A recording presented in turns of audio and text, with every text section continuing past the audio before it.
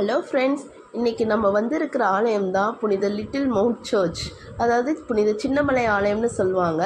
இந்த ஆலயத்திற்கு மற்றொரு பேர் வந்து புனித சிங்கார அன்னை ஆலயம்னு சொல்லுவாங்க. இது இது சென்னையில் சைதாப்பேட்டையில் பக்கத்தில் இருக்கிற லிட்டில் மவுண்ட் என்ற இடத்துல தான் இந்த ஆலயம் வீற்றிருக்கு. இந்த அழகான ஆலயத்திற்கு ஒரு வரலாறு சிறப்பு உண்டு. அது என்னன்னா, புனித தோமா, அப்போஸ்தலரான புனித தோமா அவர்கள் இங்கே தான் வாழ்ந்ததாகவும் இங்கிருந்து தான் அவர் மக்களுக்கு மறையுரை பரப்பியதாகவும் வரலாற்று சான்றுகள் உண்டு.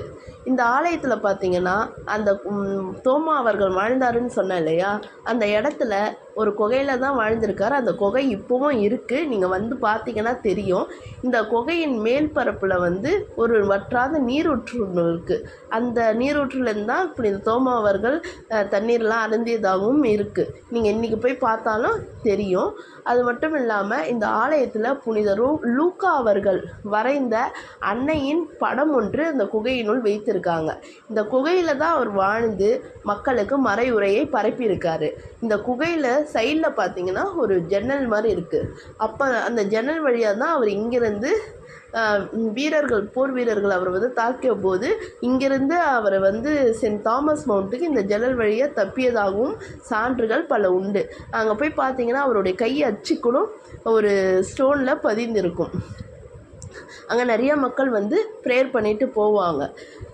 அதுக்கப்புறம் இந்த தேவாலயம் வந்து 1951ஆம் ஆண்டு போர்த்துகீசியரால் கட்டப்பட்டது. அப்போ வந்து ஒரு சின்ன தேவாலயமாக கட்டியிருக்காங்க. அதுக்கப்புறமா 1970 ஒரு பெரிய தேவாலயமாக இந்த ஆலயம் எழுப்பப்பட்டிருக்கிறது.